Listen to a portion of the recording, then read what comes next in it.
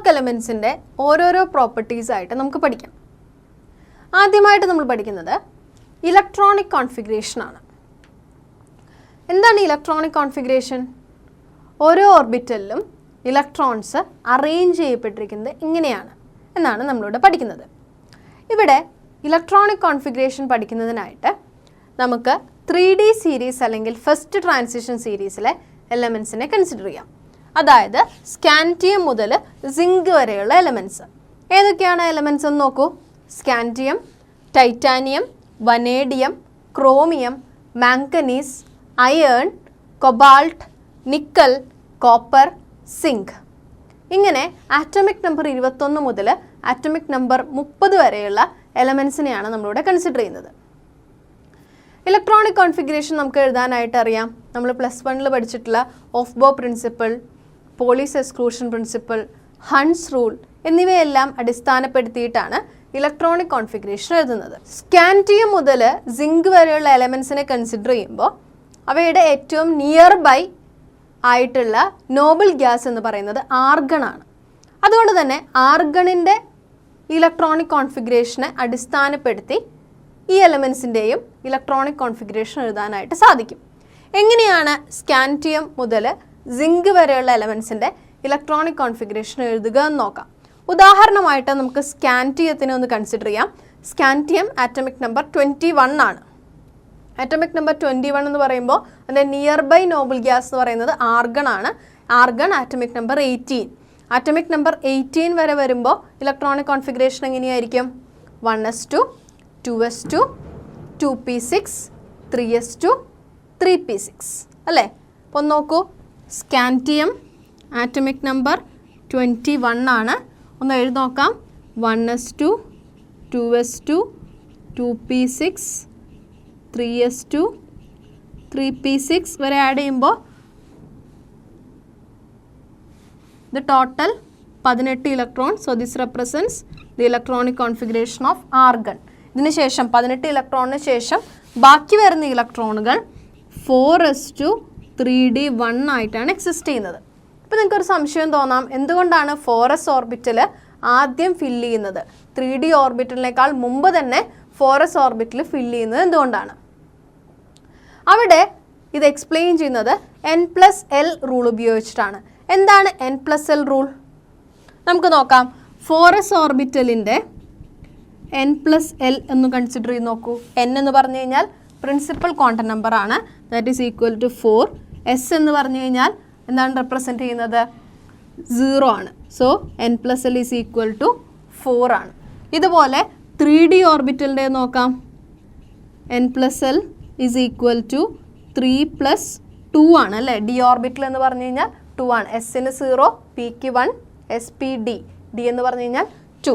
So 3+2 that is equal to 5. നോക്കൂ, n+l rule അനുസരിച്ചിട്ട് n+l value ഏറ്റവും കുറവ് വരുന്നത് 4sനെയും 3dയെയും കമ്പയർ ചെയ്യുമ്പോൾ 4sനാണ്.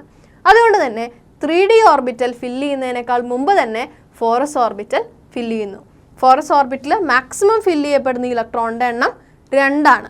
റിമൈനിങ് ഇലക്ട്രോൺസ് ആണ് 3d ഓർബിറ്റലിലേക്ക് എൻ്റർ ചെയ്യുന്നത്. അങ്ങനെയാണെങ്കിൽ നമുക്കിനി ഇലക്ട്രോണിക് കോൺഫിഗറേഷനിലേക്ക് കടന്നാലോ? നോക്കൂ, സ്കാൻഡിയത്തിൻ്റെ ഇലക്ട്രോണിക് കോൺഫിഗറേഷൻ എങ്ങനെയാണ് എഴുതുക? Atomic number 21. സോ ആർഗൺ 18 ഇലക്ട്രോണുകൾ കഴിഞ്ഞു. ബാക്കിയിൽ 2 ഇലക്ട്രോണുകൾ 4sൽ ഫില്ല് ചെയ്തു. റിമൈനിങ് 1 ഇലക്ട്രോൺ 3dയിൽ ഫില്ല് ചെയ്തു.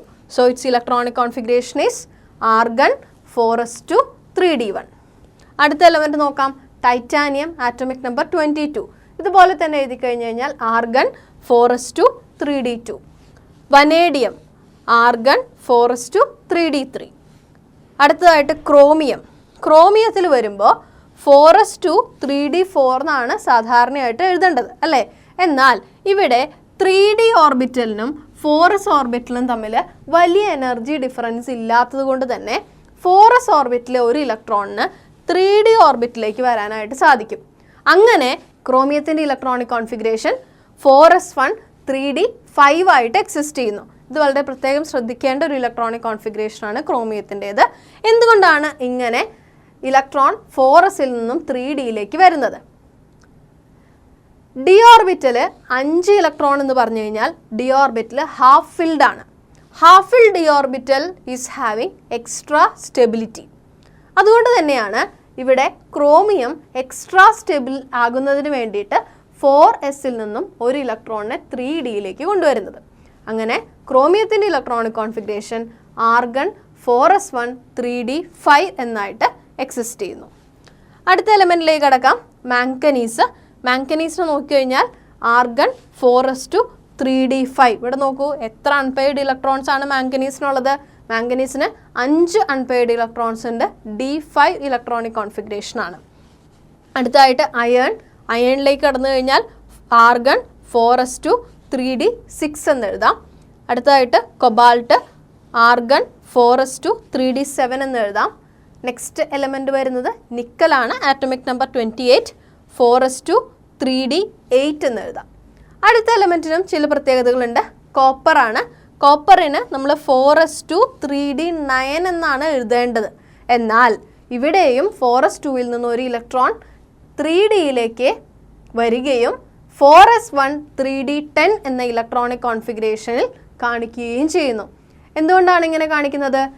d10 ഇലക്ട്രോണിക് കോൺഫിഗറേഷനിൽ കംപ്ലീറ്റ്ലി ഫിൽഡ് ഇലക്ട്രോണിക് കോൺഫിഗറേഷൻ എന്ന് പറയുന്നത് മോർ സ്റ്റേബിൾ ആണ്.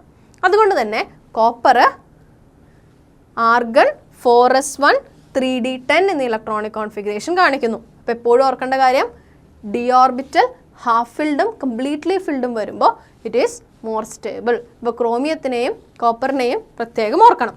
അടുത്ത ഒരു എലിമെൻറ്റിലേക്ക് കടക്കാം, സിങ്ക് ആണ്. സിങ്ക് ആറ്റമിക് നമ്പർ 30 ആണ്. സോ ആർഗൺ 4s2 3d10 എന്ന ഇലക്ട്രോണിക് കോൺഫിഗറേഷൻ ആണ് ഇത് കാണിക്കുന്നത്. അപ്പോൾ ഇത്തരത്തിൽ നമുക്ക് എലമെൻസിൻ്റെ ഇലക്ട്രോണിക് കോൺഫിഗറേഷൻ എഴുതുമ്പോൾ we are getting a conclusion that all these elements are having general electronic configuration n-1 d 1 to 10 ns 1 to 2. d block elements inde general outer electronic configuration ആണ് n-1 d 1 to 10 ns 1 to 2. Clear ആയി എന്ന് വിചാരിക്കുന്നു. Okay, ഇനി ഇതിലുള്ള ഇതുപോലെ തന്നെ ബാക്കിയുള്ള സീരീസിനെയും 3D transition series മാത്രമാണ് നമ്മൾ എഴുതിയത്. ഇതുപോലെ 4D series, 5D series, 6D series എന്നിവയുടെ ഇലക്ട്രോണിക് കോൺഫിഗറേഷൻസ് ഇതുപോലെ നമുക്ക് റെപ്രസെൻറ്റ് ചെയ്യാവുന്നതാണ്. ഇങ്ങനെ റെപ്രസെൻറ്റ് ചെയ്യുമ്പോൾ പ്രധാനമായിട്ടും സിങ്ക്, കാഡ്മിയം, മെർക്കുറി എന്നിവയുടെ ഇലക്ട്രോണിക് കോൺഫിഗറേഷൻ ഒന്ന് ശ്രദ്ധിക്കണം. ഇവയുടെ electronic configuration general formula n-1 d10 ns2 എന്നതാണ്. അതായത് ഡി ഓർബിറ്റലും എസ് ഓർബിറ്റലും കംപ്ലീറ്റ്ലി ഫിൽഡ് ആയിട്ടുള്ള ഡി ബ്ലോക്ക് എലമെൻറ്റ്സ് ആണ് സിങ്ക്, കാഡ്മിയം, മെർക്കുറി. ഇവയിൽ പാർഷ്യലി ഫിൽഡോ അല്ലെങ്കിൽ ഇൻകംപ്ലീറ്റ്ലി ഫിൽഡോ ആയിട്ടുള്ള ഡി ഓർബിറ്റൽസ് ഇല്ലാത്തത് കൊണ്ട് തന്നെ ഈ എലമെൻസിനെ ട്രാൻസിഷൻ എലമെൻറ്റ്സ് ആയിട്ട് കൺസിഡർ ചെയ്യുന്നില്ല. അതുകൊണ്ട് തന്നെ ട്രാൻസിഷൻ എലമെൻസിൻ്റെ പ്രോപ്പർട്ടീസ് ഒന്നും തന്നെ ഈ എലമെൻറ്റ്സ് കാണിക്കുന്നില്ല. ഇവ ഡി ബ്ലോക്ക് എലമെൻറ്റ്സ് ആണ് എങ്കിൽ കൂടി ഇവയെ ട്രാൻസിഷൻ എലമെൻറ്റ്സ് ആയിട്ട് കൺസിഡർ ചെയ്യാനായിട്ട് സാധ്യമല്ല. ഡി ബ്ലോക്ക് എലമെൻറ്റ്സിൻ്റെ പ്രധാനപ്പെട്ട പ്രോപ്പർട്ടീസ് എല്ലാം തന്നെ കൺസിഡർ ചെയ്യുമ്പോൾ അതിൻ്റെ പ്രധാന കാരണം അതിൻ്റെ ഇലക്ട്രോണിക് കോൺഫിഗറേഷൻ തന്നെയാണ്. അപ്പോൾ ഡി ഇലക്ട്രോൺസ്, പാർഷ്യലി ഫിൽഡ് ആയിട്ടുള്ള ഡി ഇലക്ട്രോൺസ് ഉണ്ടാകുന്നത് തന്നെയാണ് ഇവയുടെ എല്ലാ പ്രത്യേകതകൾക്കും കാരണം.